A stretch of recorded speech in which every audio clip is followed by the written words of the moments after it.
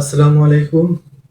সপ্তম পাঁচ জগন্নাথ বিশ্ববিদ্যালয়ে এবছর 2025-26 শিক্ষাবর্ষে যারা ভর্তি পরীক্ষা দিয়েছো, যারা উত্তীর্ণ হয়েছো এবং যারা অধীর আগ্রহে বসে আছো দ্বিতীয় মেধা তালিকা কবে প্রকাশিত হবে, সকলকে রুমন একাডেমিতে স্বাগতম।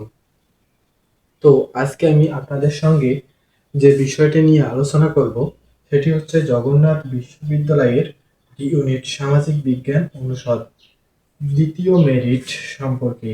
দ্বিতীয় মেরিট সম্পর্কে জানতে হলে প্রথম মেরিট সম্পর্কে ধারণা থাকতে হবে এবং এজন্য আমি প্রথম মেরিট সম্পর্কে আলোচনা করব। জগন্নাথ বিশ্ববিদ্যালয়ে বিজ্ঞান ইউনিটের জন্য আসন সংখ্যা ৮০টি এবং মানবিকের জন্য ৩৮৫টি এবং বাণিজ্য শাখার জন্য ৬৪টি।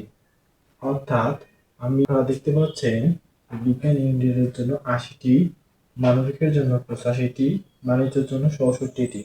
তো এখানে যে প্রথম মেরিটে যারা সাবজেক্ট পেয়েছিল, প্রথম মেরিটের সর্বশেষ পজিশন ছিল ১৬১ জন, কিন্তু আসন সংখ্যা ৮০। কিভাবে সম্ভব? অর্থাৎ অনেকে অনেকে বললে ভুল হবে, এখানে ১৬১টির আগে ৮১ জন ব্যক্তি সাবজেক্ট চয়েস দেয়নি, যার ফলে পরে ৮০ জন সুযোগ পেয়েছে। তারপরে মানবিকের জন্য আসন ৩৮৫টি, এর সর্বশেষ পজিশন ৪৯৯, অর্থাৎ তার আগের যে পজিশন, তার আগের ১১৪ জন, ৪৯৯ এর আগে ১১৪ জন সাবজেক্ট চয়েস দেয় নাই, যার ফলে পরের ১১৪ জন সুযোগ পেয়েছে। তো বাণিজ্য, দেখা যাক বাণিজ্যের জন্য সামাজিক বিজ্ঞান অনুষদের আসন সংখ্যা ৬৪টা সিট বাণিজ্যের জন্য, কিন্তু সর্বশেষ পজিশন ৩৩৯ সর্বশেষ পজিশন সাবজেক্ট পেয়েছে। জগন্নাথ বিশ্ববিদ্যালয়ে দ্বিতীয় মেরিট প্রকাশ করার কথা ছিল নোটিশ অনুযায়ী 25 তারিখে দ্বিতীয় মেরিট প্রকাশ করার কথা ছিল, কিন্তু আজকে 26 তারিখ। জানি না কেন তারা প্রকাশ করছে না। আমার যতটুকু মনে হচ্ছে যে 24 তারিখে কোটা যে আসন আছে, কোটাদের সাক্ষাৎকার হয়েছিল গত 24 তারিখে। হয়তো এদের যে মেরিটটা, এদের আসনের সঙ্গে দ্বিতীয় মেরিট প্রকাশ করা হবে। অর্থাৎ হয়তো আজ বা কাল মেরিট প্রকাশ করতে পারে।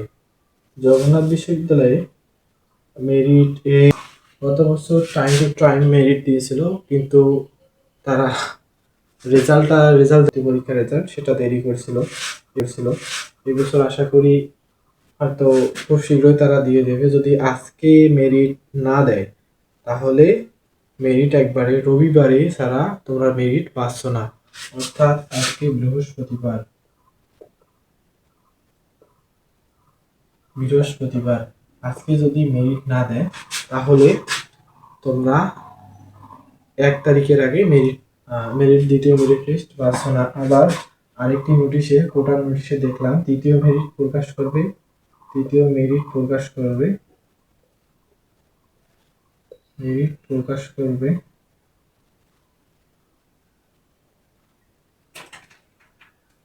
৩ মার্চ।